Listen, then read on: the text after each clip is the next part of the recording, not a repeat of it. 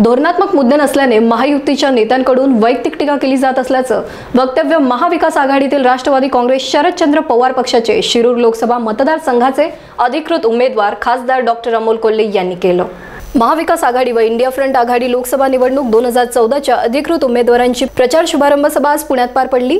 या सभेपूर्वी जिल्हाधिकारी कार्यालयात डॉक्टर कोल्हे यांनी आपला उमेदवारी अर्ज दाखल केला।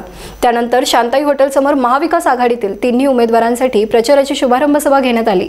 ज्येष्ठ नेते शरदचंद्र पवार, काँग्रेसचे नेते पृथ्वीराज चव्हाण, बाळासाहेब थोरात, मोहन जोशी या सभेला उपस्थित होते। बारामती आणि पुणे लोकसभेचे उमेदवार सुप्रिया सुळे, रवींद्र धंगेकर, विश्वजित कदम, संग्राम थोपटे, संजय जगताप, शिवसेनेच्या सुषमा अंधारे, सचिन आहेर, आपचे नेते अजित पाटील, भूषण सिंग राजे, गजेंद्र सिंग राजे, होळकर आदी मान्यवर उपस्थित होते।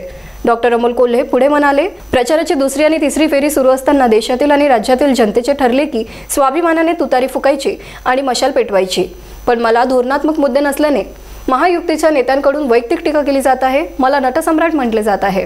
कार्यसम्राट परवडतो, पण खोके सम्राट आणि पलटी सम्राट चालत नाही। कचाकच बटन दाबा, तुम्हाला हवा तेवढा निधी देतो। या उपमुख्यमंत्री अजित पवार यांच्या वक्तव्याचाही डॉक्टर कोल्हे यांनी चांगला समाचार घेतला। लोकशाहीची थट्टा करता का सवाल करता, तुम्ही जो निधी देणार म्हणून सांगता तो तुमचा नाही तर जनतेचा पैसा आहे। स्वतःची मालकी असल्यासारखे वागत असाल तर हा कर त्याच 2% लोकांकडून घेत जावा। सत्तेची मस्ती गुरमी कोठून येते असा थेट सवालही डॉक्टर अमोल कोल्हे यांनी केलाय। जो तुम्ही निधी देणार आहात ना, तो तुमच्या खिशातला नाही, या मायबाप जनतेच्या टॅक्सच्या पैशातून तो निधी गोळा होतो।